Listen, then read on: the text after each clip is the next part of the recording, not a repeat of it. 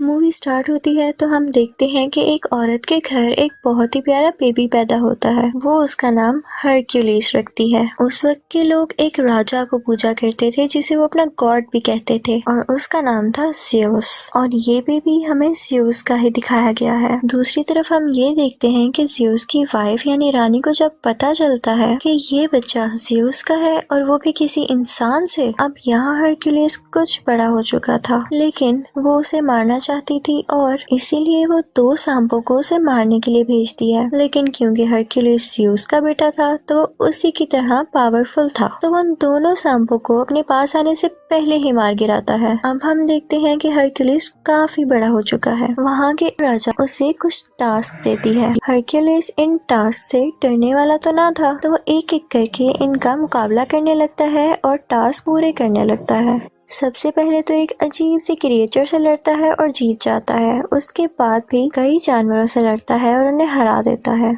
लेकिन एक दिन उसके सामने एक बहुत ही स्ट्रॉन्ग शेर आ जाता है। उस पर कोई तीर भी असर नहीं कर रहा था, लेकिन हरक्यूलिस ने अपनी ताकत से उसे भी मार डाला। फिर हमें एक जगह दिखाई जाती है जहाँ पर कुछ लोगों ने एक लड़के को बुरी तरह से बांधा हुआ था। वो इनफैक्ट हरक्यूलिस का भांजा था। कि तभी हरक्यूलिस वहाँ पर आ जाता है और उन सब लोगों को मारकर अपने भांजे को बचा लेता है। फिर हम देखते हैं कि हरक्यूलिस एक जगह पर बैठा होता है तो दूसरे मुल्क के राजा की बेटी आती है और कहती है कि हमें तुम्हारी जरूरत है। वो कहती है कि हमारे खास लोगों ने ही हमारे साथ चीट किया है और हर तरफ लड़ाइयाँ हो रही हैं जिसकी वजह से लोग मारे जा रहे हैं। वहाँ हरक्यूलिस के साथ एक आदमी बैठा होता है तो वो कहता है कि बीवी हमारे पास वक्त नहीं, हाँ अगर तुम ज्यादा पैसे ऑफर करो तो हम जरूर आ सकते हैं। तो वो शहजादी उनसे कहती है कि जंग में लड़ना तो फख्र की बात होती है। तो हरक्यूलिस उसे कहता है कि हमें हथियार बनाने के लिए पैसे भी तो चाहिए। तो वो शहजादी कहती है कि मेरे बाबा यानी राजा बहुत अमीर हैं, तो वो तुम्हें बहुत सारा सोना दे सकते हैं। तो हरक्यूलिस मान जाता है और उसके साथ उसके मुल्क आ जाता है। वहाँ पर एक बहुत बड़ा स्टैचू लगा होता है जो कि ज़्यूस की वाइफ का था। तो शहजादी हरक्यूलिस को बताती है कि ये 5 साल में बना। यहाँ पर कोई भी नहीं यकीन कर रहा था कि ये वाकई ज़्यूस का बेटा है, लेकिन उस शहजादी के बेटे के लिए हरक्यूलिस तो कोई हीरो जैसा था। राजा उसे बताता है कि मेरे खास बंदे ने हमसे बगावत यानी चीट किया है और उसके बाद से पूरे मुल्क में लड़ाइयाँ चल रही हैं, इसलिए हमें तुम्हारी मदद की जरूरत है ताकि हम सब कुछ दोबारा ठीक कर सकें। वो उसे ये भी बताता है कि वो एक नॉर्मल इंसान नहीं है बल्कि वो एक जादूगर है और उसे गॉड के अलावा कोई नहीं मार सकता। वो उसे ये भी बताता है कि उसकी सोल्जर की टीम में एक ऐसी क्रिएचर है जो आधा घोड़ा और आधा इंसान है। अब हरक्यूलिस की टीम में जो लड़की आई थी वो पूछती है कि ये क्रिएचर्स कहाँ पर होते हैं। तो राजा का एक आदमी बताता है कि हमने इन्हें ना तो देखा और ना तो ये जानते हैं कि ये कहाँ रहते हैं, हमने तो बस इनके बारे में सुना है। अब हम देखते हैं कि हरक्यूलिस और उसके कुछ साथी यहाँ के किसानों को फाइट सिखा रहे होते हैं क्योंकि इनके पास कोई भी आर्मी फोर्स नहीं थी। हरक्यूलिस उनसे कहता है कि तुम सब एक दीवार की शक्ल में खड़े हो जाओ और जैसे ही वो इस तरह खड़े होते हैं तो हरक्यूलिस का एक आदमी उनकी तरफ भागता हुआ जाता है और वो उनकी बनाई गई शील्ड यानी दीवार को तोड़ता हुआ अंदर भाग जाता है।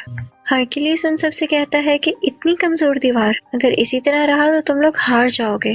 अब यहाँ हरक्यूलिस इन सब फार्मर्स को ट्रेन कर रहा होता है कि हमें पता चलता है कि कुछ लोग इनके मुल्क पर अटैक करने आ रहे हैं। जब ये बात हरक्यूलिस को पता चलती है तो वो जंग करने से मना करता है क्योंकि वो कहता है कि जंग के बाद हमारे पास कुछ भी नहीं रहेगा।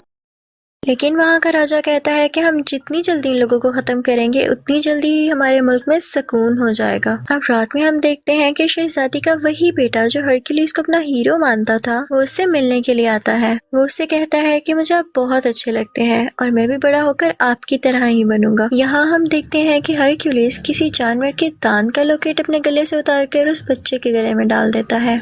वो उसे बताता है कि ये मैं अपने बेटे को देना चाहता था लेकिन अब तुम्हें दे रहा हूँ। अब सब लोग उस तरफ जा रहे थे जहाँ पर इन लोगों ने दुश्मन राजा का मुकाबला करना था।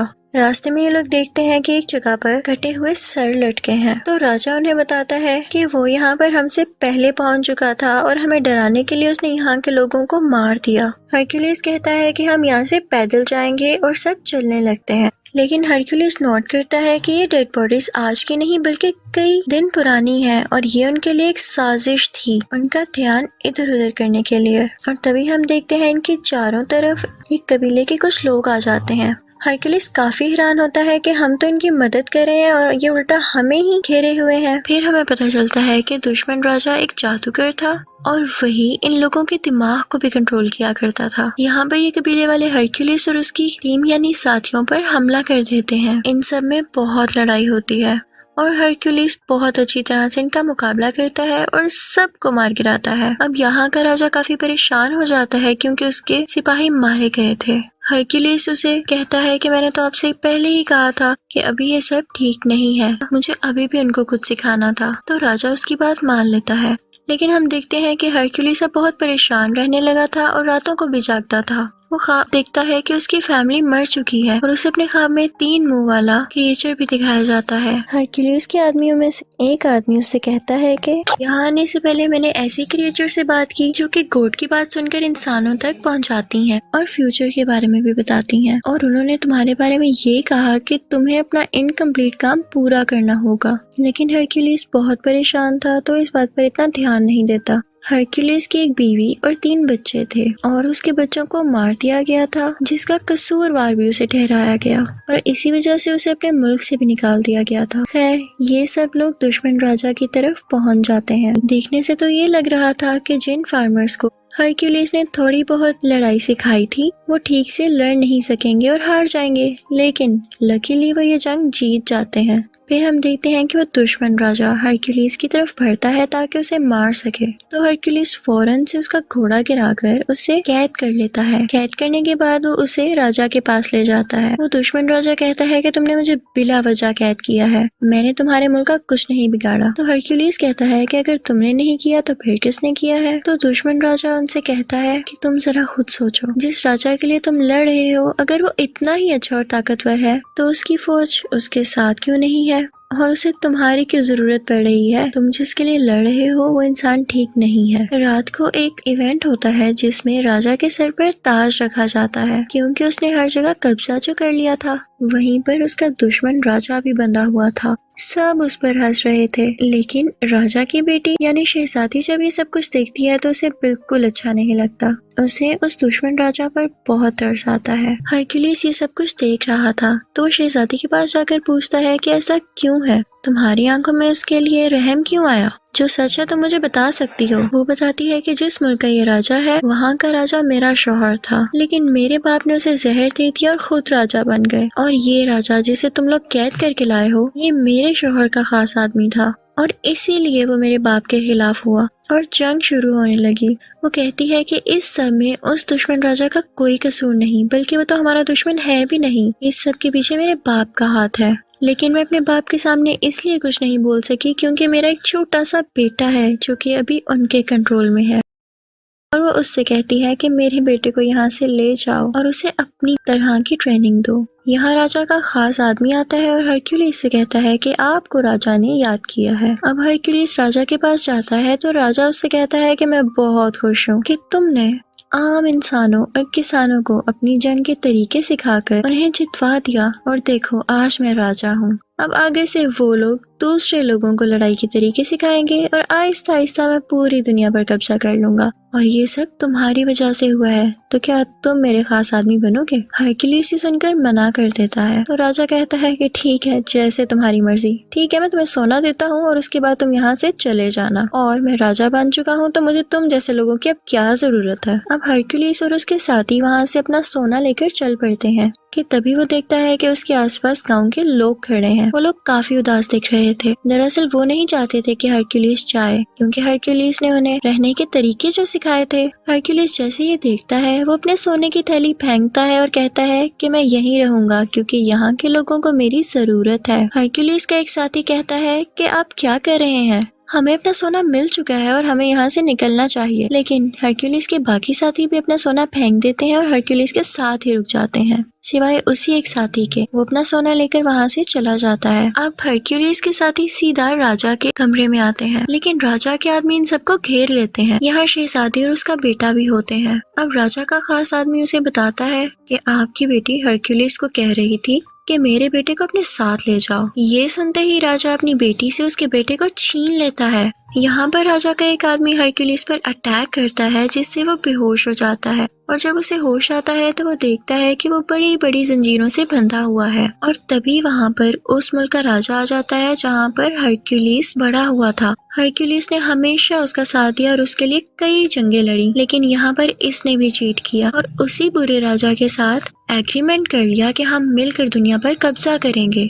वो अपने साथ 3 भेड़िए भी लाया था और उनकी आवाज बिल्कुल वैसी थी जैसी हरक्यूलिस को ख्वाब में आया करती थी। वो सोचता है कि जब मेरी बीवी और बच्चों की डेथ हुई तब भी सेम ऐसी आवाजें मुझे आती थीं, तो इसका मतलब इसके पीछे भी इन्हीं का हाथ था। हरक्यूलिस उनसे पूछता है कि आखिर तुम्हारा ऐसा करने के पीछे वजह क्या थी। तो उस मुल्क का राजा जहाँ हरक्यूलिस बड़ा हुआ था वो हरक्यूलिस से कहता है कि मुल्क के राजा हम थे, लेकिन तुम्हारे कारनामों और बहादुरी की वजह से सब लोग तुम्हारा नाम क्यों लेते थे। हमारे पास इसके अलावा और कोई ऑप्शन ही नहीं थी और हम तुम्हें भी नहीं मार सकते थे और हमने इल्जाम भी तुम पर इसीलिए लगाया ताकि उस मुल्क के लोग तुमसे नफरत करने लग जाए और सिर्फ हमारा नाम लें। ये सुनकर हरक्यूलिस को बहुत गुस्सा आता है, लेकिन जंजीरों से बंधा होने की वजह से वो नहीं हिल पाता।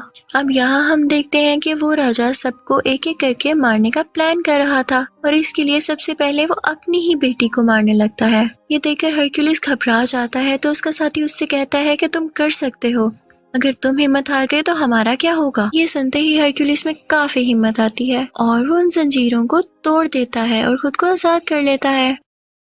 वो फौरन भागकर उस शहजादी के पास जाता है और उसे बचा लेता है। अब वो 3 भेड़िए हरक्यूलिस की तरफ आते हैं और उस पर अटैक कर देते हैं, लेकिन हैरानी की बात यह है कि वो उन तीनों को मार देता है। वो अपने साथियों को और उस बेचारे राजा को, जिसको ये लोग दुश्मन समझ रहे थे, आजाद कर देता है। अब वो दोनों बुरे राजा यहाँ से भाग गए थे, लेकिन हरक्यूलिस किसी तरह से उस राजा को पकड़ लेता है जिसके मुल्क में वो बड़ा हुआ। वो उसे उसी के खंजर से मार देता है, बिल्कुल उसी तरह जैसे उसने इसकी फैमिली को मारा था। इसके बाद वो अपने साथियों को लेकर महल चला जाता है। वो देखता है कि राजा बहुत ज्यादा फौज के साथ खड़ा है और एक आदमी ने शहजादी के बेटे के गले पर खंजर रखा हुआ है। राजा हुक्म देता है कि इस बच्चे को मार दिया जाए, लेकिन तभी वो आदमी वहाँ पर आता है जो हरक्यूलिस का साथी था और सोना लेकर वहाँ से चला गया था। वो फौरन से तीर से उस आदमी को मार देता है जो कि उस बच्चे को मारने वाला था। वो सब उस छोटे बच्चे को बचा लेते हैं, लेकिन अब उस दुश्मन राजा की पूरी फौज इन पर अटैक करने लगती है।